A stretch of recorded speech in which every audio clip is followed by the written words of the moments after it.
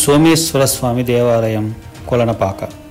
చాగంటిగారి ప్రవచనాలలో ఈ దేవాలయంను ప్రస్తావించడంతోనో, కేదార్నాథ్లో ఉన్న ఒక సాధువు ఈ ఆలయం గురించి చెప్పిన వీడియో వైరల్ అవ్వటం వలన ఈ దేవాలయం వెలుగులోకి వచ్చింది. ఉజ్జయిని, కేదార్నాథ్, శ్రీశైలం, కాశీల కంటే ముందు ప్రథమంగా దర్శించుకోవలసిన దేవాలయం ఈ కొలనపాక సోమేశ్వరాలయం. దేవాలయం యొక్క చరిత్రని తెలుసుకుందాం. ఇక్కడ కనిపిస్తున్నటువంటి మండపాన్ని ప్రమాణ మండపం అంటారు. ఆ లింగాన్ని న్యాయలింగం అని పిలుస్తారు. చాళుక్యుల కాలంలో ఎవరైనా తప్పు చేసినా లేదా ఒక సమస్యను పరిష్కరించాలన్నా నిందితులుగా ఉన్నవారిని ఈ పక్కనే ఉన్నటువంటి కొలనులో స్నానం చేయించి ఆ తడి బట్టలతో ఈ మండపం దగ్గరికి తీసుకువచ్చి ప్రమాణం చేయించేవారట. ప్రమాణం అబద్ధంగా చెప్పినటువంటి వాళ్ళకి ఆ స్వామి శిక్షించేవాళ్ళు అని నమ్మేవారు. అందుకనే ఈ మండపాన్ని ప్రమాణ మండపము అని, ఈ లింగాన్ని న్యాయలింగం అని చెబుతారు.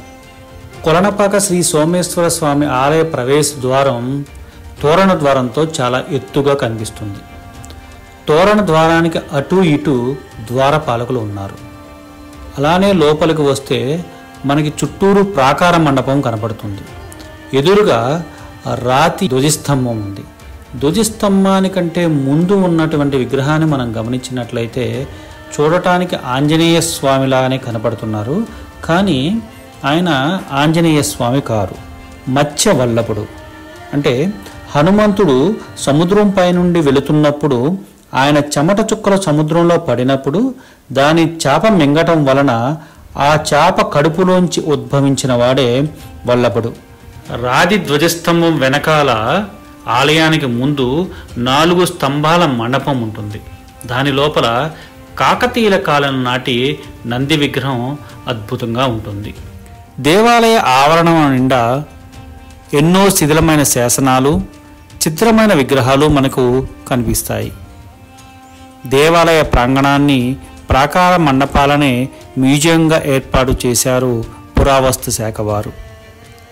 ఈ ఆలయం క్రీస్తు శకం 1070 నుండి 1126 మధ్య నిర్మాణం జరిగినట్లు భావించబడుతుంది. పశ్చిమ చాళుక్యుల పాలనలో నిర్మించబడి ఉంటుందని చరిత్రకారులు భావిస్తున్నారు. 11వ శతాబ్దంలో కొలనపాక కళ్యాణి చాళుక్యుల 2వ రాజధాని అని చారిత్రక ఆధారాలు చెబుతున్నాయి. ఈ కొలనపాకనే పూర్వం దక్షిణ కాశీ, జింబావతీపట్నం, పంచకోశ నగరంగా పిలిచేవారట. దీనినే కొలియపాక, కొల్లిపాక, కల్లేయపాక, కుల్యపాక, కొల్లిపాకేయ మొదలైన పేర్లతో పిలిచేవారట. ఇప్పుడు కొలనపాక, కుల్పాక్గా వ్యవహరిస్తున్నారు. ఈ ప్రాకార మండపాన్ని ఆనుకునే కుడివైపున మనకి శివాలయం ఒకటి కనపడుతుంది.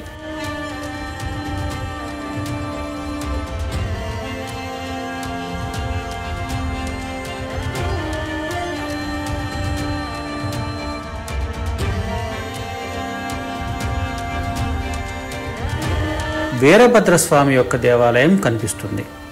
వీరభద్రస్వామి ఈ దేవాలయానికి క్షేత్రపాలకులుగా ఉంటున్నారు.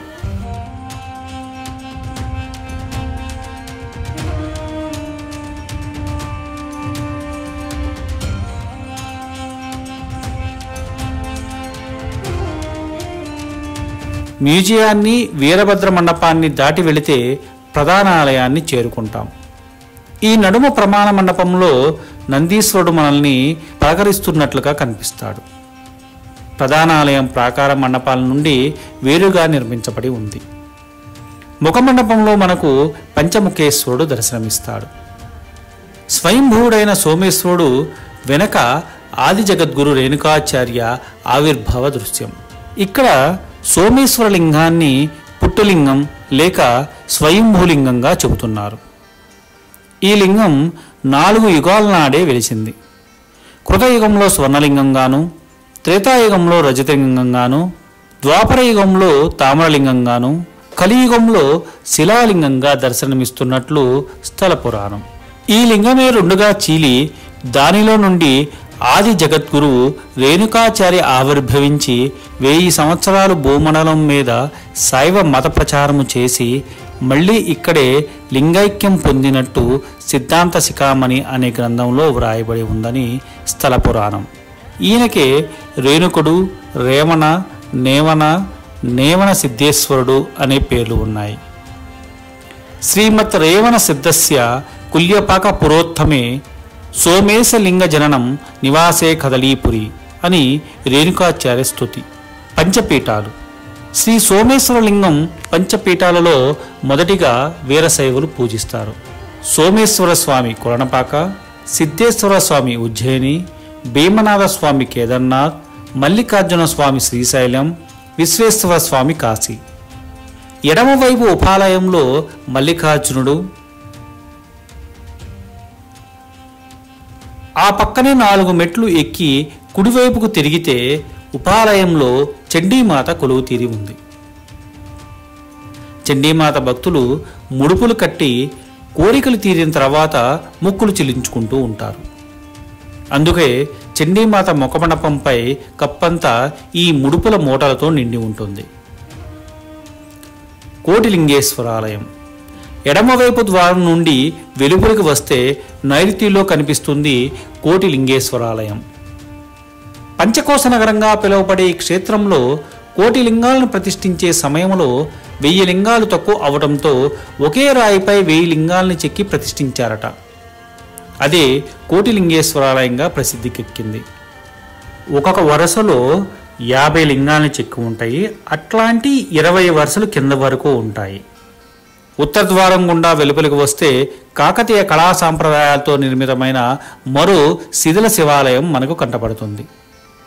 సోమేశ్వర ఆలయం అంతా చాళుక్య, హోయసల నిర్మాణ సాంప్రదాయం కనిపిస్తే ఈ ఆలయ నిర్మాణంలో కాకతీయ శైలి ప్రతిబింబిస్తుంది.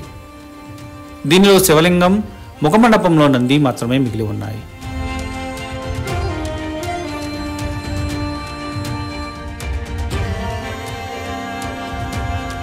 అలాగే కనుచూపు మేర వరకు శిథిలమైన ఒరిగిపోయిన ఆలయ సముదాయాలే ఇక్కడ మనకు కనిపిస్తూ ఉంటాయి.